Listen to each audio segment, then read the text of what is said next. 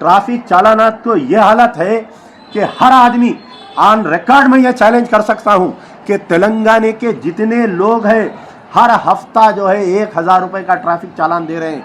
हैदराबाद की तो ये हालत है ट्रैफिक की, जुल्म की, कि लोग सुसाइड करने पर मजबूर हो जा रहे हैं ट्रैफिक चालानात की वजह से।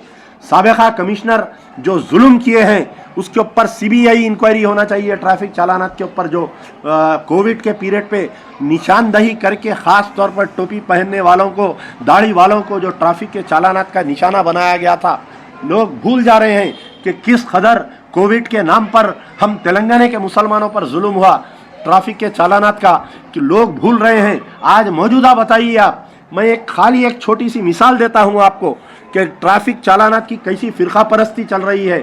खैरताबाद में एक नसर स्कूल है, गौर से सुनिए मेरी बात को।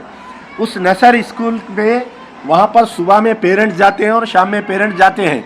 हर स्कूल का एक मसला है कि आप जब स्कूल स्टार्ट होता है और स्कूल छूटते वक्त थोड़ी बहुत ट्रैफिक जैम होती है, तो हमारे जब ए के खान जब एडिशनल कमिश्नर ट्रैफिक थे और बाद में जब कमिश्नर थे, तो एक रूल लाए थे कि तमाम स्कूल के जोन्स डीसीपी जोन में डिवाइड करते हुए अलग अलग टाइमिंग दिए थे 30-30 मिनट की। तो कई दिन से नसर स्कूल के जितने पेरेंट्स आ रहे हैं, ट्रैफिक का वहाँ का जो इंस्पेक्टर है डेली 100 चालान कर रहे हैं वहाँ पर पेरेंट्स को। इसलिए कर रहे हैं कि वो एक मुस्लिम इंस्टीट्यूशन है, वहाँ पर जो है उस मुस्लिम इंस्टीट्यूशन को तबाह कर रहे हैं, कि ये बता रहे हैं कि वो कार्स लाइन में जा रही इसलिए हम चालान कर रहे हैं बोलकर। तो बड़े अफसोस की बात है कि सारे पेरेंट्स से मैं मिला कल जाके, वहाँ के traffic inspector, ACP, joint CP, commissioner of police से मिला मैं। आप बतलाइए, जहाँ पर नसर स्कूल है वहाँ पर रास्ते में एक मंदिर है, वो मंदिर में जितने लोग पूजा करने आते पूरे रोड पे गाड़ियाँ डाल रही, लेकिन क्या ट्रैफिक पुलिस किसी को चालान करी उस मंदिर को आने वाले? मैं वो फिरका परस्ती की गुफ्तगू नहीं कर रहा हूँ, आप मुझे मजबूर कर रही है बात बोलने पर। वहाँ पर एक बल्दिया का दफ्तर है, सारे बल्दिया दफ्तर के ऑफिसर्स बाहर पार्किंग कर रही, क्या आप किसी को चालान करें? वहाँ पर एक निरंकारी भवन है, क्या आप किसी को चालान करें? बताइए। सारे गाड़ियाँ बाहर रहते हैं वहाँ पर जब भी सुबह और शाम में, क्या ट्रैफिक पुलिस किसी को चालान करी? बताइए आप, किसी को चालान नहीं करती।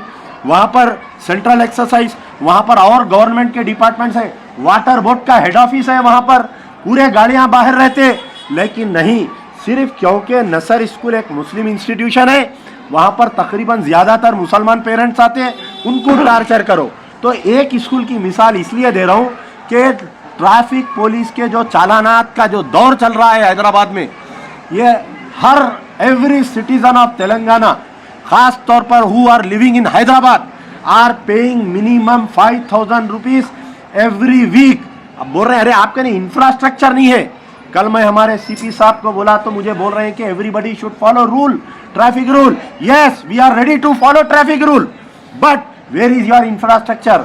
आपके कितने लाइट नहीं चल रहे बताइए? चादर घाट का जो चादर घाट के ऊपर जो आपके जो लाइट है जो पब्लिक को रोकता है सिग्नल, आज कितने दिन से काम नहीं कर रहा कमिश्नर साहब बताइए? मैं खुद देख रहा हूँ 15 दिन से काम नहीं कर रहा, 15 दिन से मैं ट्वीट कर रहा हूँ उसके बारे में। आप बताइए, आप कैमरास की बात करते हैं। हालिया एक पॉलिटिकल पार्टी का बैंड बाजा बाराती मादन्नापेट पुलिस स्टेशन और रैन बाजार पुलिस स्टेशन में कोविड पीरियड के दौरान में, कोविड पीरियड चल रहा अभी, अकबरुद्दीन ओवैसी 4 असेंबली कॉन्स्टिट्यूंसी में जुलूस निकाले, उसके ऊपर मैं एक आरटीआई में डाला कि क्या यहाँ के कैमरास में रिकॉर्ड किया गया पुलिस के, तो हमारे मादन्नापेट के पुलिस के इंस्पेक्टर मुझे जवाब दिए कि हमारे कैमरेस काम नहीं कर रहे हैं। तो चंचलगुड़ा जेल जो है एक सेंसिटिव एरिया है, वहाँ के कैमरेस काम नहीं कर रहे हैं। रिसेंटली डबीरपुरे में एक बच्ची किडनैप हो गई, एक का रेप हुआ, तो मैं डबीरपुरा इंस्पेक्टर से और एसीपी से मालूमात किया, तो बोले कि हमारे कैमरे काम नहीं कर रहे हैं। तो आपके कैमरों का जो ढंढोरा है कि हैदराबाद सिटी में पूरे कैमरे आ गए, 750 करोड़ से हम एक बड़ी बिल्डिंग बना दिए। अरे आप अपने आराम के लिए एयर कंडीशन बिल्डिंग बनाए, आवाम के लिए क्या सहूलत है? आप बताइए, कोई स्टॉप पे क्या जिब्रा क्रॉसिंग पे आपको वहाँ पर पट्टे दिखते? बताइए। कल मेरी खुद गाड़ी को एक चालान आया कि आप वाइट वो पट्टा क्रॉस करे। मैं आज सुबह में वहाँ की फ़ोटो मंगाया मौजमजाई मार्केट चौरस्ते पे, तो वहाँ पर वो वाइट पट्टा है ही नहीं। आप बंजारा हिल पे से कभी भी तेज गाड़ी लेके जाइए, आपको एक चालान आ जाता कि आप जो है स्पीड गए बोल के। आप बताइए किसी बंजारा हिल पे कोई मुकाम पे स्पीड लिमिट बोर्ड है क्या? बताइए आप। कोई बंजारा हिल के आप जो टीडीपी के ऑफिस के सामने से जो आप पूरे पार्क को जा रहे हैं, अगर आप देखें तो पता चलेगा। तो अरे यार ना बोलने दो ना। तो आप जो है बंजारा हिल के जो टीडीपी के ऑफिस है जुबली हिल रोड, आप अगर गाड़ी वहां से 30 की स्पीड से अबव गए तो आपको 1000 का चालान आ रहा वहां पर। आप I am challenging the GHMC, I am challenging the city police. आप बताओ क्या वहां पर कोई बोर्ड है, स्पीड लिमिट बोर्ड है? कोई नहीं है। तो ट्रैफिक पुलिस, हैदराबाद पुलिस अवाम का खून चूस रही है। और मैं चैलेंज कर रहा हूं, ये लिख लो, आज नोट कर लो, जिस तरीके से टीडीपी के दौर में लाइट का जुल्म हुआ था, Hyderabad greater Hyderabad municipal corporation के 35 असेंबली कॉन्स्टिट्यूंसी में से टीडीपी के एक भी कैंडिडेट की जमानत जब्त नहीं हुई। ये ट्रैफिक पुलिस के जुल्म से, जो कोविड में हम पे जुल्म किया गया था, अब जो मौजूदा हम पे जुल्म किया जा रहा है ट्रैफिक पुलिस का, वो जुल्म के बजाय उसका जो रद्द अमल होगा ट्रैफिक पुलिस का आने वाले इलेक्शन में, ग्रेटर हैदराबाद म्युनिसिपल कॉरपोरेशन में एक भी टीआरएस का आदमी की जमानत नहीं बचने वाली है। केसीआर साहब लिख लो। केटीआर साहब हर मसले पर ट्वीट करते। मैं चैलेंज कर रहा हूं मिस्टर केटीआर, पूरे 8 साल में एक मर्तबा भी आप कोई मुस्लिम इश्यू पे ट्वीट करे क्या? बताओ। क्या वक्फ बोर्ड की कोई जायदाद कब्जा हो रही तो आप रुकाने के लिए ट्वीट करे क्या? बताओ। क्या आप जो है माइनॉरिटीज को लोन नहीं दिए गए तो आप क्या कोई ट्वीट करे क्या? बताओ। नहीं किए। और यहां तक कि जो चीफ मिनिस्टर रिलीफ फंड जो सीएमआरएफ दिया जा रहा है, 85 to 90% नॉन माइनॉरिटीज को दिए जा रहे हैं। अगर कोई बीमार है चीफ मिनिस्टर रिलीफ फंड के अंदर अगर दरखास्त डाल रहा तो उसको रिजेक्ट किए जा रहे हैं। अगर वो मुस्लिम नहीं है तो 15-15 लाख रुपए उसको दिए जा रहे हैं।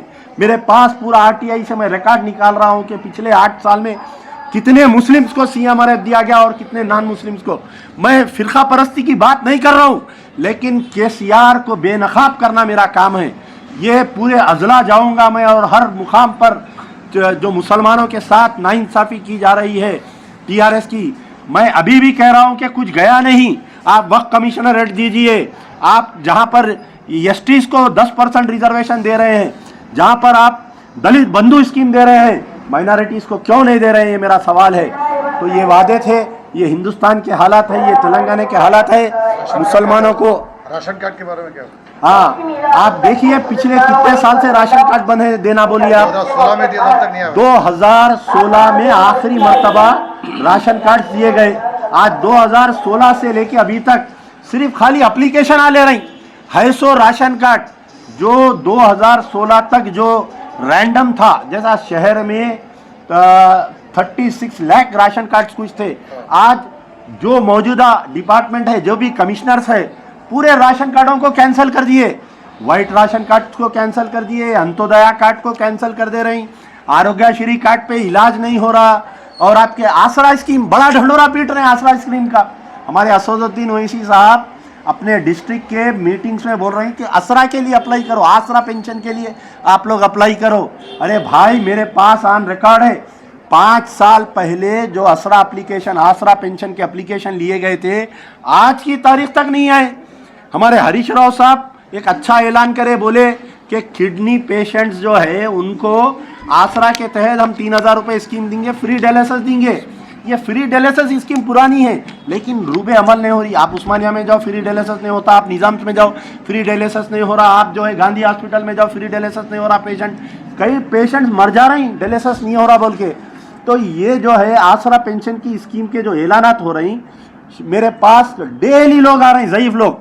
भाई अगर देखिए जैसा केसीआर साहब की नीयत साफ है तो डोर टू डोर आप इन्वेस्टिगेशन कराओ। डोर टू डोर भेज के अपने ऑफिसर्स को, ये घर में कौन ज़ईफ है, who is liable for widow pension, who is liable for age old woman pension, who is liable for handicap pension, ये डोर टू डोर सर्वे करा के आप देना स्टार्ट करो। लेकिन जी हाँ, वीआरओस का पोस्ट बर्खास्त कर दिए। आप कोई भी डिपार्टमेंट में जाइए, बल्दिया में पिछले 20 साल से पोस्टिंग नहीं हो रही, ऑन डेप्यूटेशन बुला रही पूरों को, या नहीं तो कॉन्ट्रैक्ट बेसिस पे बुला रही। आप कलेक्टरेट में आप वीआरओस का पोस्ट बर्खास्त कर दिया, आप कॉन्ट्रैक्ट बेसिस पे बुला सकते, बुला के काम ले सकते, लेकिन आपकी नीयत नहीं है ना साहब काम करने की, आपकी नीयत नहीं है। तो ये तमाम ये खोखला है पूरा, ये 8 साल का जो गोल्डन तेलंगाना है ये खोखला तेलंगाना है।